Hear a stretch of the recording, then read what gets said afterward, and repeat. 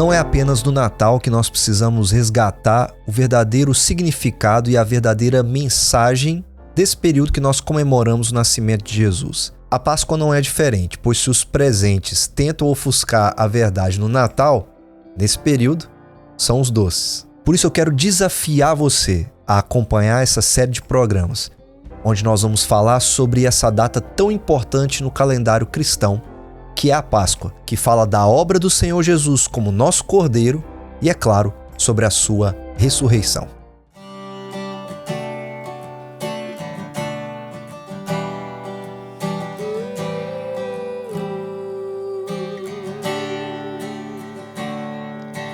Quero consagrar meu lar a ti, o nosso futuro para te servir, com toda a minha força e entendimento. Quero dedicar o meu lar a ti.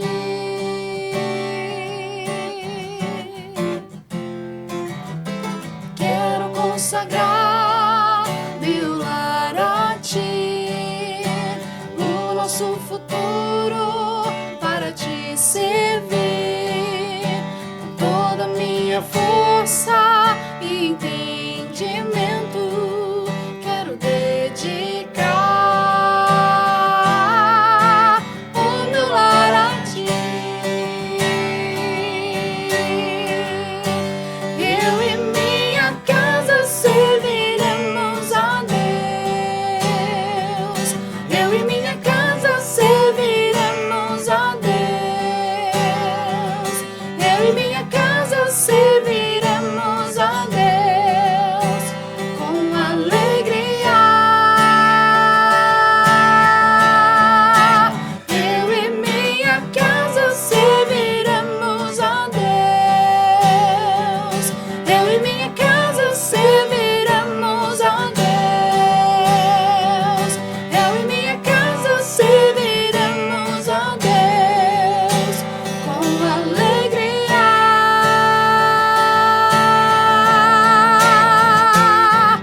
Será abençoada minha descendência, frutificará a sua presença. Como bom perfume, meus filhos irão perfumar todas as nações. Eu e minha casa serviremos a Deus. Eu e minha casa serviremos a Deus. Eu e minha casa serviremos a Deus com alegria.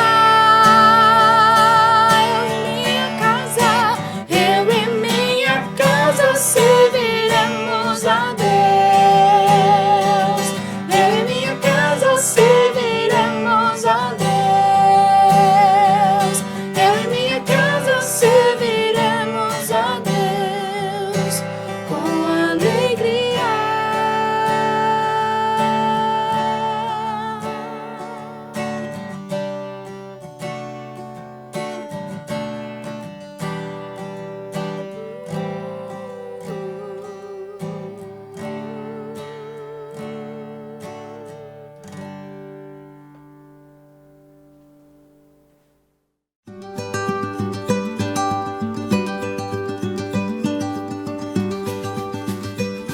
Olá, seja bem-vindo mais uma vez ao nosso programa. Nós estamos falando sobre a mensagem da Páscoa. Nós já passamos pelo início dela ali no livro de Êxodo, com a instituição da Páscoa, a morte de um cordeiro, um substituto em lugar do primogênito, para que eles pudessem ser salvos da ira e do julgamento de Deus. E hoje nós recebemos aqui mais um convidado para falarmos sobre algo muito importante em relação à Páscoa, que é o ensinamento dela dentro da nossa casa. Como nós ensinamos a Páscoa para os nossos filhos.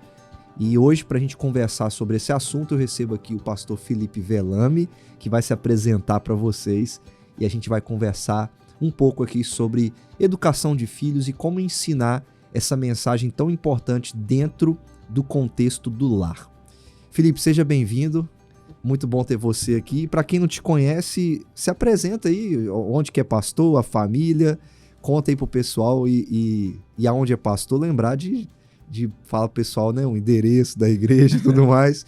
Se o pessoal quiser conhecer, né, fazer uma visita, é muito importante também. Em primeiro lugar, agradeço o convite, poder estar aqui para mim é uma grande alegria, poder ter esse tempo de bate-papo, coisa boa é conversar sobre coisas relevantes, né? Sim. Então, eu sou o Felipe, pastor da Igreja Presbiteriana Filadélfia, no bairro de Lourdes, sou casado com Laís, eu tenho 4 filhos, e para não errar, vou contar aqui, eu tenho o Daniel, o primeiro, o Pedro, a Ana, e agora dia 29 nasceu a Maria, 29 de fevereiro nasceu a Maria, então tem uma família grande aí, com 4 filhos, crianças, uma escadinha.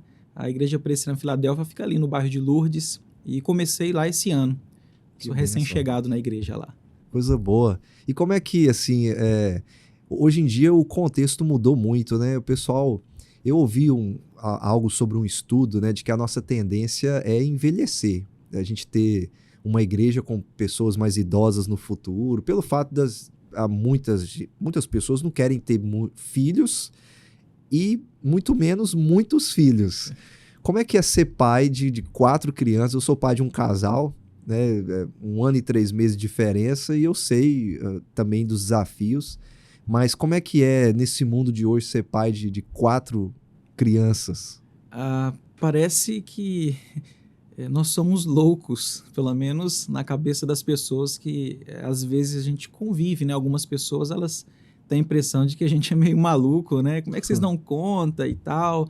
Realmente não é fácil, né? Você ter 4 filhos e escadinha um atrás do outro.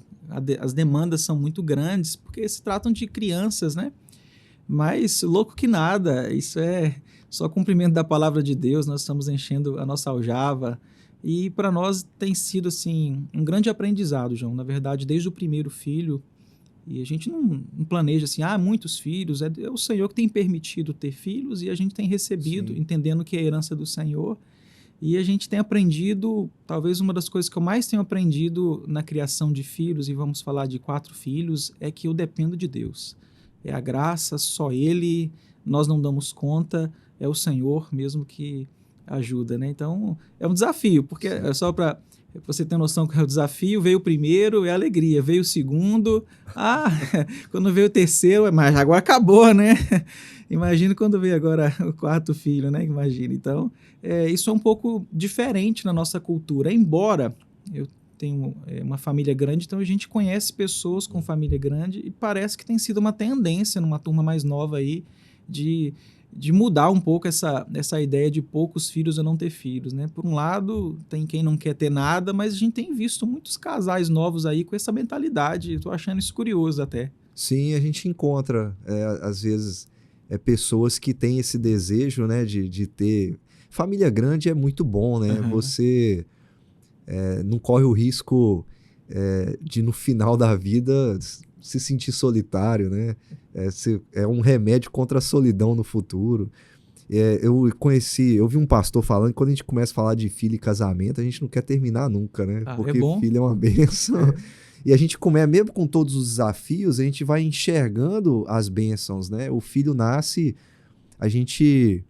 eu não sei você, né? Mas eu tive essa sensação de como se o meu egoísmo fosse diminuindo, assim, né? Porque você agora tem uma responsabilidade de educar, né, uma pessoa. Isso é fantástico. E o pecado da gente é visto nos nossos filhos, né? Eu sou confrontado por Deus em relação aos meus pecados na educação dos meus filhos, porque eles reproduzem os nossos pecados. Sim, sim. E às vezes eu vou conversar de maneira mais séria com um dos filhos para ele corrigir uma atitude que é a minha atitude, e eu fico assim constrangido, poxa, eu tenho esse pecado. Então a criação de filhos é lindo demais, é uma coisa que Deus deu para nós, para mim a missão mais difícil, mas também é muito prazerosa. Sim, eu vejo isso também. Às vezes eu vou falar com a minha filha, e aí às vezes algum problema, né? E eu penso assim, gente, eu era desse jeito. É a mesma É a mesma coisa. coisa. Eu tenho as mesmas dificuldades, o mesmo problema. E é um desafio, sim, mas é uma grande bênção. E ensiná-los é muito bom. E a gente está nessa pequena jornada da Páscoa, porque são poucos programas até a gente chegar lá, ali no sábado antes da ressurreição. E a gente tem um desafio de que a gente tem várias coisas na vida para educar os nossos filhos, para dar direção para eles, responsabilidade, escola, né, os estudos, a responsabilidade com os estudos, mas acima de tudo, nós somos pastores, nós somos crentes antes de tudo isso, essa responsabilidade de ensinar a mensagem do Evangelho. E quando a gente fala de Páscoa, é inevitável não falarmos sobre o sangue do Cordeiro, o sacrifício, a morte do Senhor Jesus Cristo, que não é nada bonito, né? É uma imagem, talvez através da imagem mais horrorosa do mundo, Deus fez a coisa mais bela de todas, né? Como é que é para vocês lá nesse contexto de 4 filhos, ensinar uma mensagem tão importante, mas ao mesmo tempo que envolve sacrifício, morte? Como é que é isso? Como se faz isso para 4 crianças em casa? Vamos lá. Antes da resposta, eu entendo a educação de filhos como uma missão. E toda missão ela tem suas dificuldades e para se executar bem uma missão, a gente tem que se preparar para ela, estudar. Então eu entendo a criação de filhos assim e a gente entende lá em casa que nós precisamos ser intencionais. Eu não sei quem disse, mas uma vez eu vi alguém citando uma frase dizendo que a salvação é pela graça e nós cremos nisso, não é por obra de ninguém, não é pela educação de filhos, nós não cremos nisso. Por outro lado, a frase continua dizendo que embora a salvação seja pela graça, crie seus filhos como se a salvação dependesse de vocês. Então, nós somos bem intencionais, ou pelo menos tentamos, na maioria das vezes, ser bem intencionais, entendendo que o que os nossos filhos mais precisam, eles precisam ser educados, eles precisam aprender a boa convivência, essas coisas todas. Precisam serem bons estudantes, bons profissionais, tudo isso. Mas para nós, antes de tudo isso, eles precisam conhecer a Cristo. Então, nós temos esse papel de discipular os nossos filhos. E quando chega na questão da Páscoa, né, falar sobre ela, também temos que ser intencional, porque se eu creio que a obra de Cristo, para valer, ela tem que ser completa, então essa obra passa pela morte dele e a ressurreição, que é o que a Páscoa aponta. E falar de morte para pequenos, alguns evitam, né? Na verdade, muitos pais evitam de falar muitas coisas com seus filhos, com medo de criar traumas, alguma coisa do tipo, né? Lá em casa, assim, a nossa experiência, a gente não evita as conversas. Principalmente o mais velho, que nem é tão mais velho, tem 5 anos, ele faz as perguntas mais difíceis. Ele já perguntou para nós quem que é Satanás, coisas do tipo assim. E então, a gente já conversou sobre morte. E quando a gente aplica o evangelho na vida deles, a gente fala abertamente sobre morte, explica o que é a morte, que é a separação. E às vezes eles entendem, às vezes não. Teve uma outra oportunidade assim em casa que um deles, não sei se foi o mais velho, não lembro agora, mas começou a falar, vai morrer, vai morrer. E aí a gente questionou, mas você sabe o que é morrer? Sim. Morrer significa que você nunca mais vai ver a pessoa. Então a gente é intencional, a todo instante, com todas as oportunidades, que a gente quer falar com os nossos filhos sobre o evangelho. Então, de maneira prática, nós não excluímos a morte de Jesus quando falamos de Jesus para eles. Mas é claro que a gente fala que Jesus morreu, mas ressuscitou, mas ele morreu. Nós tentamos ensinar os nossos filhos sem negligenciar esse ponto que não é fácil, ainda mais a morte sangrenta como foi. Sim. Claro que a gente não coloca o terror na cabeça das crianças, né? Não vai colocar aquelas imagens daqueles filmes sangrentos, não, a gente não faz isso. Mas nós não excluímos no nosso discurso, né, a morte. A gente trata do assunto lá em casa também. E pelo fato de, lógico, né, a gente não vai colocar coisas gráficas para as crianças, mas a explicação, né, da necessidade do derramamento de sangue, sim, do substituto, isso é muito importante. Eu fico feliz assim, quando eu ouço, porque eu vejo que meus meninos fazem a mesma coisa. Vai morrer, vai morrer. Eu falei, não é só na minha casa. Nas outras casas também acontece. Eu já tive que ter essa conversa com os meus filhos também, de falar, você sabe o que é morte? E nesses... Meu mais velho tem 9 anos, eu já perdi meus 2 avós, né? Uma tia. Então eles já precisaram encarar isso comigo e eu ter que explicar para eles o que isso significa. E quando a gente vai para o Senhor Jesus, né, que é uma morte vicária, né, uma morte substitutiva para a nossa salvação, é extremamente importante para eles também ter essa visão, né, da necessidade da morte de Cristo. Só um detalhe, João. Nós levamos isso tanto a sério de não excluir o assunto, porque a gente quer ser intencional. Para falar de Jesus tem que falar de morte. E, na verdade, é preparar os nossos filhos para uma realidade que é a morte mesmo, né? Sim. Por exemplo, de maneira prática, eu sei que muitos pais não fazem, nem estou dizendo que os pais devem fazer, mas lá em casa eu levo meus filhos nos velórios. E quando eles pedem, eu levo para ver o familiar no caixão. Já aconteceu deles pedirem. E aí eu tenho a oportunidade de falar um pouco mais a respeito da morte. Eu não levo forçadamente, eu levo para os cultos, né, que tem o ofício fúnebre, que chamam assim. E de longe, às vezes, eles pedem, eu quero lá ver. Aí eu pergunto, né, mas por que você quer ver? Eu quero ir lá. Eu levo, não tenho nenhum desconforto com isso. E a gente aproveita a oportunidade mesmo para tratar do assunto morte, né? É didático, né? Quando a minha tia faleceu, o meu menino era muito ligado a ela. A minha tia não andava, não conversava. E eu lembro dele ver ela assim, dizer, papai, ela tá tão quietinha, ela tá tranquila.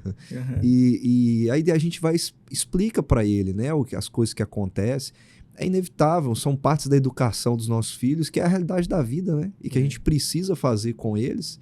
E a Páscoa, antes, como a gente está falando aqui, antes da ressurreição, é necessário a morte, né? E de maneira prática, assim, agora a gente pensando em como fazer isso, talvez ressuscitando aqui uma prática antiga que a gente tem falhado em fazê-lo, que é o culto doméstico. Culto doméstico. Como deve ser feito, né? E qual é a grande vantagem de praticá-lo em casa para a educação dos filhos? O culto doméstico, nós ouvimos muito falar dele, e quando a gente ouve falar, a gente acha incrível, mas na hora de fazer, boa parte das famílias não fazem, cada um com o seu argumento para não fazer, e por muito tempo eu não fiz, enquanto casado, sem filhos. Quando nasceu o Daniel, o primeiro filho lá em casa, nós pensamos assim, não dá para a gente negligenciar isso. E ele era ainda muito novinho, eram poucos meses de vida, a gente começou a fazer. E desde então a gente continua a fazer, quase que diariamente, né? E para se tornar uma prática, a gente precisou começar. Então, falando da Páscoa, que é o assunto hoje, facilita muito tratar do assunto, porque a gente já tem na nossa casa a prática do culto doméstico. Embora a minha esposa use outros momentos do dia para fazer o ensino de datas como essa, como a Páscoa, como o Natal, a Reforma Protestante, a gente faz isso também. E a gente vai começar, né? Na semana, assim, a gente também vai trabalhar. Na Reforma eu fiz com os meus filhos também. É muito legal, né? Li vários reformadores para eles, é muito bom. É muito bom. E eles aprendem mesmo, né? E eu aprendo também, que às vezes fica escondido aí uns personagens da história, né? Mas então, como a gente tem o hábito do culto doméstico, para nossa casa é mais fácil trabalhar assuntos bíblicos com as nossas crianças, porque eles já têm o hábito de sentar à mesa, a gente faz sempre logo após o café da manhã. Acaba o café da manhã, a gente retira as coisas da mesa, tem uma música que a gente canta que dá o início do culto, eles sabem quando canta essa música que está na hora do culto começar. Legal. E aí a gente, então, tem esse momento quase que diário, às vezes não tem, né? Mas, de maneira geral, a gente só não faz no domingo. Então a gente aproveita o culto doméstico para ensinar os nossos filhos sobre a Páscoa e qualquer outro assunto. Facilita muito, porque eles já ficam mais habituados a, em algum momento do dia, saber que agora é hora de ouvir uma história, não é só brincar. Outra coisa que facilita lá em casa é que desde cedo a gente incentiva a leitura, então eles gostam muito de ler e de ouvir a gente lendo para eles. Então Se a gente dizer assim, agora vamos sentar aqui, nós vamos ouvir uma história, vamos ler uma história aqui sobre a Páscoa, eles vão curtir, porque eles gostam muito de ouvir a história, de pegar o livro, de manusear, então tudo isso facilita. O culto doméstico é incrível para você ensinar os seus filhos. Na verdade, se a Bíblia diz que a gente tem que inculcar a palavra de Deus na mente dos nossos filhos, o culto doméstico é um bom começo.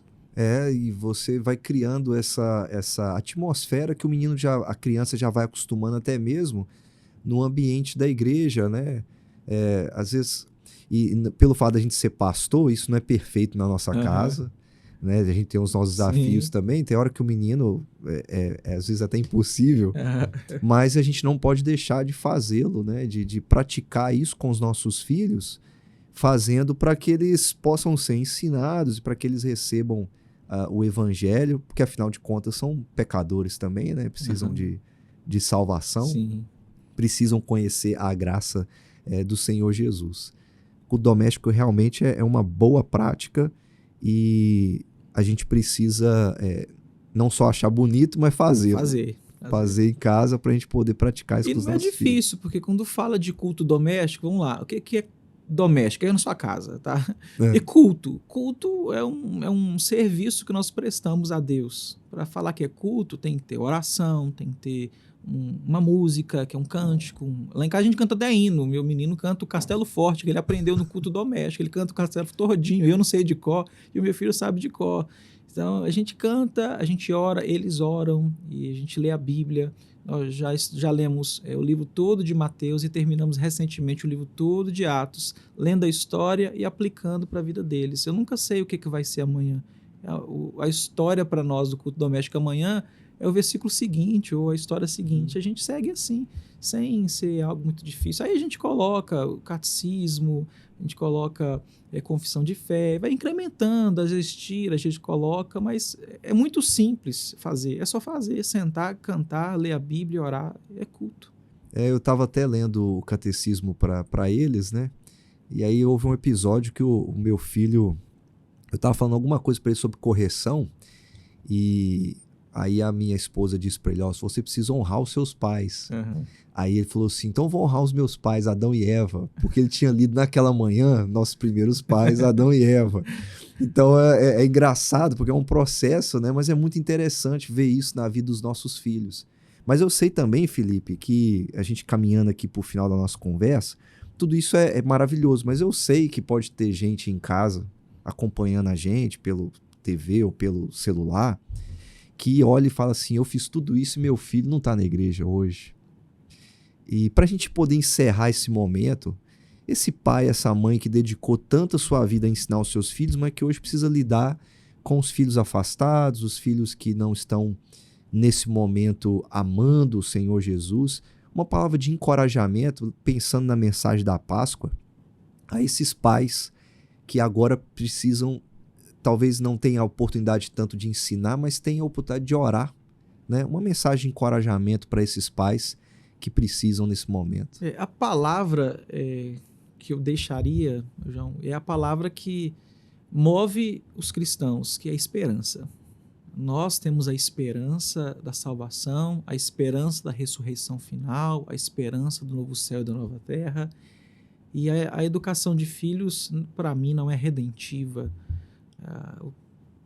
Quem transforma, quem salva é Jesus. A educação de filhos, ela é um meio que a gente tem para inculcar o evangelho, inculcar a palavra de Deus na cabeça dos nossos filhos, mas a salvação depende única e exclusivamente da ação do Espírito Santo, eu creio assim. E eu sei que, infelizmente, é a realidade de muitas famílias que fizeram tudo certinho, né? Culto doméstico, ensinar os filhos, criaram na igreja, fizeram certo mesmo e os filhos cresceram e não seguiram a fé dos pais, pastores, líderes, muitas famílias assim. A minha palavra é esperança. Se eu creio que Jesus tem poder para salvar, enquanto houver vida, há esperança de salvação. Se o filho não... Porque às vezes o pai fica... vê que o filho está afastado, fica falando na cabeça, isso não vai resolver, isso vai afastar mais às vezes, né? Mas a oração, o filho não tem como rejeitar, ele nem sabe que você está orando por ele, Verdade. né? Vamos ser como Jó, vamos orar para os nossos filhos, né? E então a esperança que Jesus pode transformar. Para que eu vou desistir do meu filho que hoje não está na fé, que está andando por outro caminho? O ladrão na cruz, um dos ladrões na cruz, pouco antes da sua morte, teve aquele encontro tão belo com Jesus, e aquela história está ali para quê? Para nos dar esperança de que a salvação ela pode acontecer em qualquer momento da vida do indivíduo. E falando dos nossos filhos, eu não preciso desistir deles, porque Jesus não desiste de nós. Se nós somos dele, ele não vai desistir da gente. E por que eu vou desistir dos meus filhos, né? Eu continuar esperançoso que a semente que está no coração dos nossos filhos, se eu fiz o trabalho correto, direito de lançar essa semente, é aguardar que uma hora, quem sabe, o Senhor vai gerar algo no coração dessa criança, que agora já é um adulto, né? Sim. Mas é a esperança, não pode perder. Amém. Obrigado, Felipe, por ter vindo até aqui. A gente tem muito mais para conversar sobre filhos. Quem sabe numa próxima oportunidade a gente toque em outros assuntos que sejam interessantes em relação à nossa família. Mas muito obrigado por ter aceitado o nosso convite e vai voltar mais vezes aqui para a gente continuar conversando. Eu que agradeço, estou à disposição, principalmente para falar desse assunto que eu também gosto muito. Não que eu sei, mas estou aprendendo a ser pai. Estamos aprendendo. Estamos aprendendo. Muito obrigado. E você que acompanhou a gente até aqui, você não pode perder o nosso último programa dessa pequena série que vai acontecer no sábado de Páscoa, pois a gente tem uma conversa muito especial sobre a ressurreição do Senhor Jesus Cristo. Que Deus te abençoe e até lá.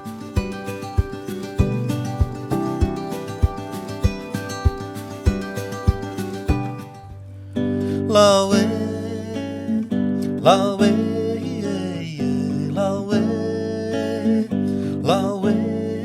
Hoje eu vou brincar com meu filho. Hoje eu ligo até pro meu velho.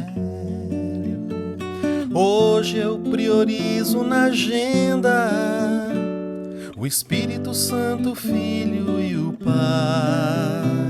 Hoje eu vou fazer exercícios, hoje sem a televisão. Hoje menos carboidratos, mais legumes, verduras, mamão. Hoje passear com o cachorro, hoje almoçar devagar. Hoje nada de Facebook, hoje deixa de me estressar. Hoje, porque só tenho hoje. Hoje, aqui, agora, o já. Hoje eu vou cuidar do meu hoje, e do amanhã eu sei que Deus cuidará. Lauê, lauê, lauê. Hoje eu vou no sebo da esquina. Hoje é pra contar até 10. Hoje quero reler com calma Jó, ou mesmo Cantares, Moisés. Hoje eu quero ouvir as pessoas. Hoje eu volto a sorrir. Hoje eu quero a paz mais discreta, aquela paz de orar e dormir. Hoje não brigar por tolices. Hoje praticar o perdão. Hoje nada de Facebook. Hoje mais água no feijão. Hoje, porque só tenho hoje. Hoje, aqui, agora, o já. Hoje eu vou cuidar do meu hoje, e do amanhã eu sei que Deus cuidará. Hoje, porque só tenho hoje. Hoje, aqui, agora, o já. Hoje eu vou cuidar do meu hoje, e do amanhã eu sei que Deus cuidará.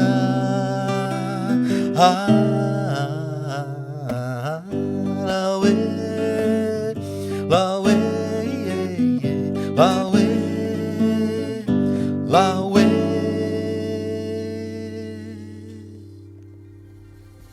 Você deseja entrar em contato conosco, tirar alguma dúvida ou até mesmo enviar o seu pedido de oração?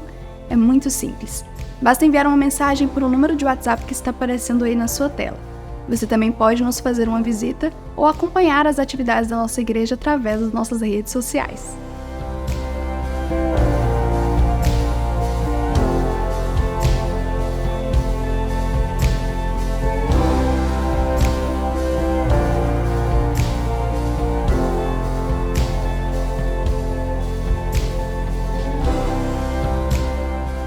Eu quero agradecer a você pela sua companhia durante todo o nosso programa.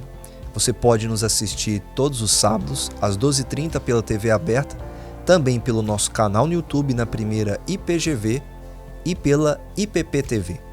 Que Deus abençoe a sua vida, que você creia na mensagem da Páscoa para transformar o seu coração.